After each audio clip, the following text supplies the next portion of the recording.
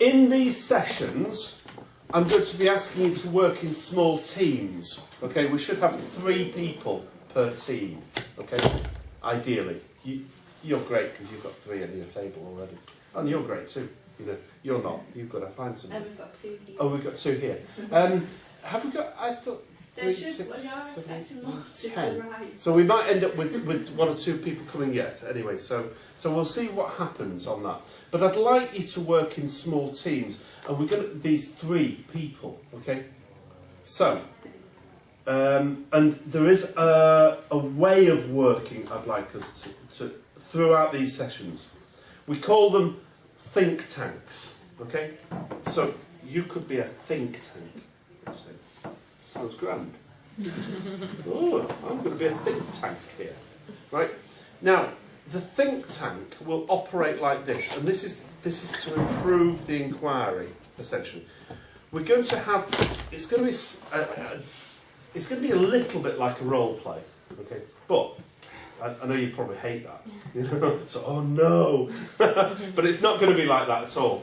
All I'm going to ask you to do is to allocate, at a given moment in time, 1 person to look at their business. Okay. So, for example, if you're the operational think tank, you could be looking at your business, right?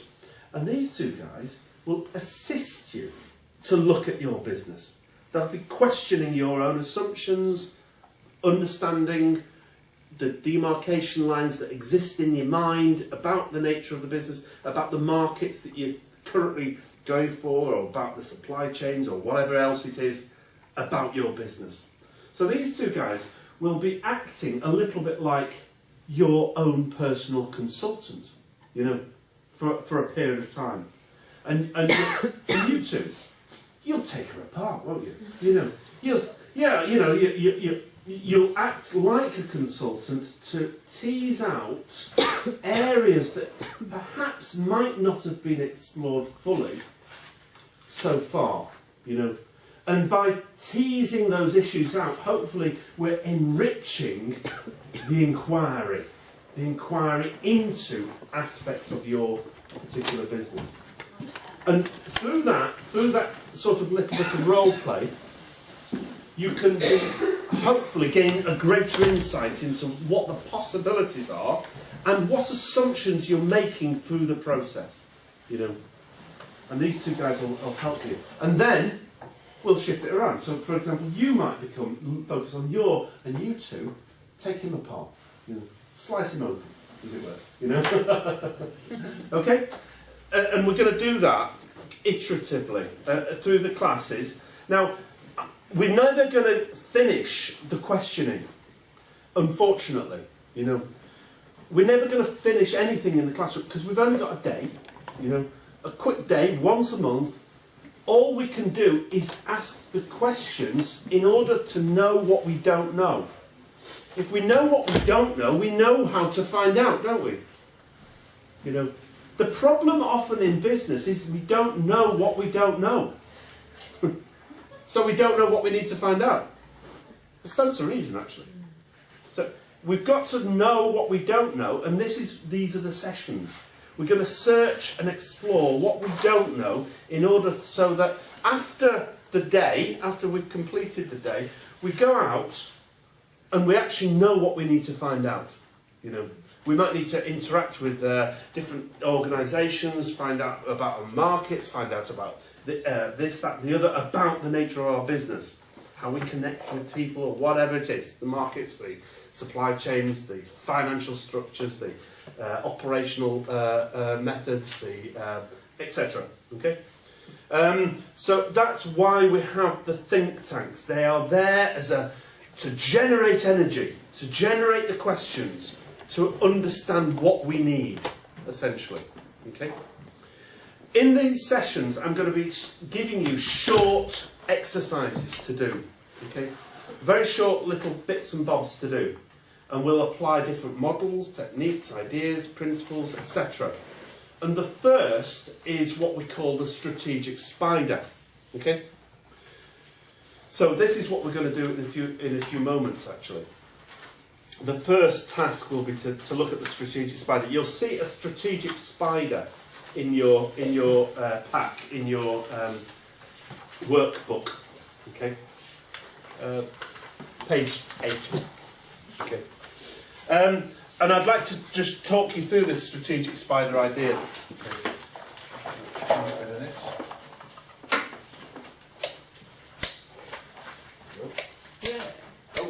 Oh, just come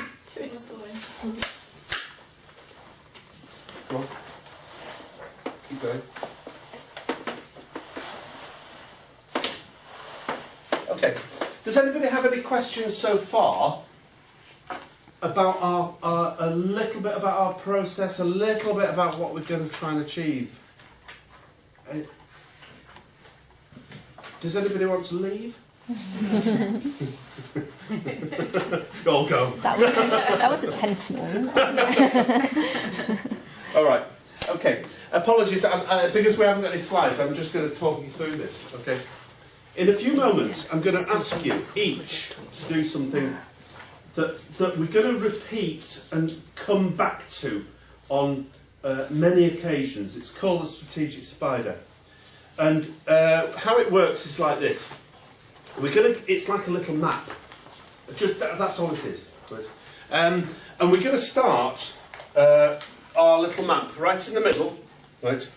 And we're going to draw several lines like this. 1, 2, 3. I think 3 is enough. Okay.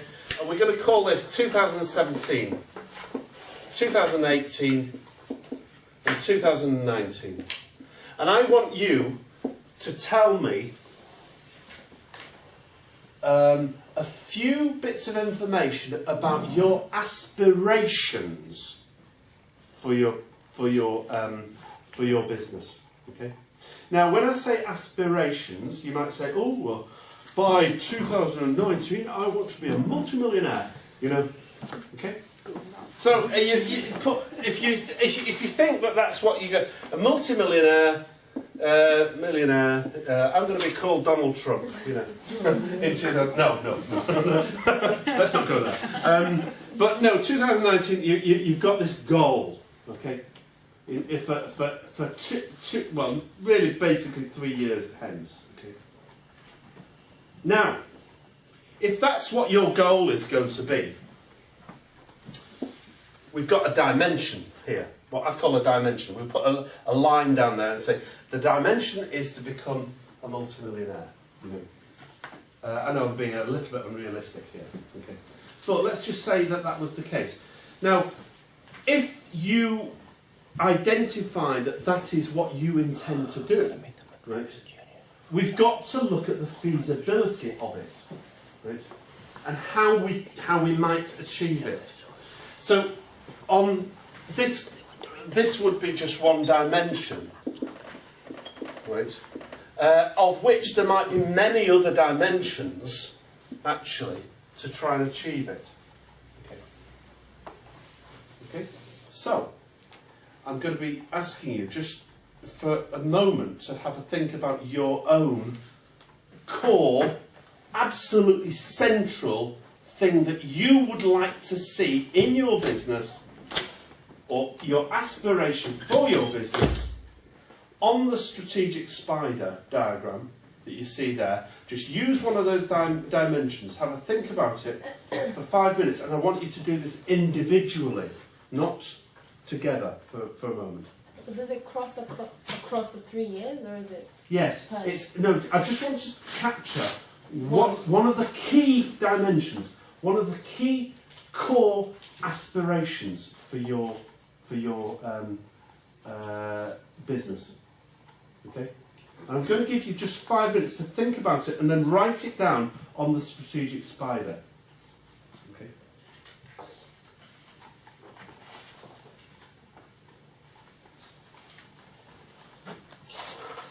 think I'll just fiddle around with this again.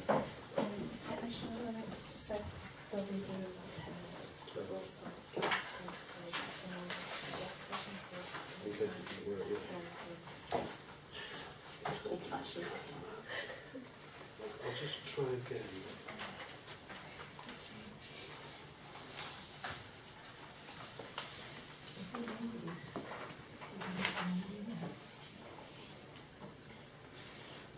We're talking about the shape and why is different. What is panela? What stands as So panela is like a form of sugar. So it's 100% natural sugar cane juice dehydrated. So the sugar cane itself as a plant is a lot of minerals and vitamins.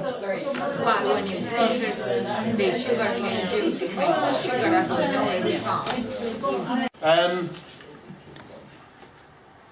Now then, there's quite a number of other things we need to get through today, so I'm going to go through things quite quickly. First of all, I've got a really good sense of some of the businesses that could emerge out of what we've been doing. I've not information or as much yet about some of you yet, but I'd like to explore that, and I can see connections all coming in my mind. And oh my God, we could do that with that one, and they need to talk to such and such people, you know, and things like this. So I'm going to try and do that a bit this afternoon. I would like you to take another coloured pen, if you will, okay? If you've written in blue, you can write in red or something, you know. Does anybody need another pen? Right. Now then, for each, you should have 3 pieces of paper in front of you, or 1 piece of paper per company. Yes. So far, okay. Now, one thing that strikes me is that there's a lot of different products being explored on 1 sheet of paper. You know, I don't know if you've noticed, but as soon as you start talking about one product, and then you start discussing something, you're suddenly in a different market. You know, or your product is in a different market, or as soon as you start saying, oh, a new sales channel, it might be slightly different products. You know, they're interconnected, aren't they? You know, as soon as you define one product, and then you change the way it's going to be presented to the world, you suddenly slightly change the product, in a way, haven't you? Is that right? I mean, we were just discussing and just giving an example here.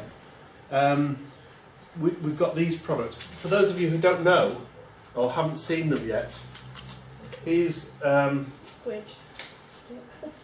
Pip and Squidge. Okay. Now these are baby teething products that we've gone through the process of trying to prototype and start to get to market. No. Yeah, they've launched. They're on sale now. Yeah. Okay. So if you want to buy one, you know. Now then, obviously there's different things about this. I mean, we talked about the potential of different production methods, and then we started talking about where the product could be marketed, and then we've concluded, with your help, you know, that these actually probably are gifts. You know, they're not. They're packaged like that actually, very nicely. Yeah. You know. So if you've now said that this is, you've not really necessarily changed the product, but you certainly have changed the focus of where your market might be. And now I mentioned the story because we were talking about it. You know, this is just a friend of mine who started a business. He was a bit like you in the sense that he wanted a business that could sustain him. He wasn't actually too ambitious, but just wanted something that would get him out of the rat race. And I think we all know what we mean by that. Okay, and he started an online soap company selling soap. What do you mean soap? And I mean, how do you sell soap? You know. So he positioned his sell, and this is what reminded me of, was around gifts. So his soap is sold as gifts. That's all, you know. And he makes a very healthy living. You know, I'll find out how much he's turning over, but believe me, it's something in the region of about £150,000. You know, with his soap. You know, he's making a good living out of it. Really, really, rather quickly. Some of you, I think, have got very clear products. Some of you have got clear ideas about areas. Some of you are less clear, I would argue, from my conversation.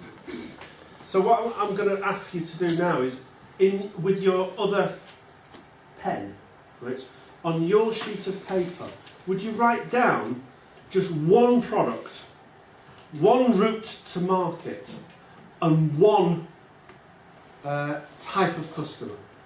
Right. Should I write that down? Okay. I just want one. I need to try and get one product. One product. Oh, that's a hopeless pen. Yeah. Yes. That's even worse. Right. Write this down.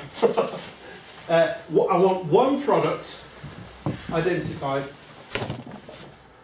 one route to market identified, and one customer, one type of customer. Right. And I want you to write down, it doesn't need to be existing. Maybe it might be, I'd like you to think about the one that you think is the most productive for you.